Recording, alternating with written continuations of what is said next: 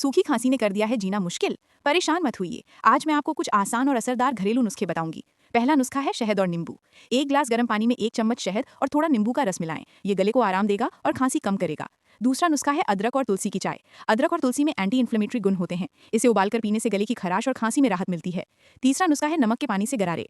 गर्म पानी में आधा चम्मच नमक मिलाकर गरारे करें। ये गले की सूजन कम करता है और बलगम को ढीला करता है। चौथा नुस्खा है भाप लेना। गर्म पानी में पुदीने की कुछ बूंदें डालकर भाप लें। ये गले और श्वसन मार्ग को नम करता है, जिससे खांसी में आराम मिलता है। और आखिर में खूब सारा पानी पिएं। हाइड्रेटेड रहना गले को सूखा होने से बचाता है और खांसी को कम करता है। तो इन आसान नुस्खों को आजमाएं और सूखी खांसी से तुरंत राहत पाएं। ये वीडियो पसंद आया तो लाइक और शेयर जरूर करें। स्वस्थ रहें।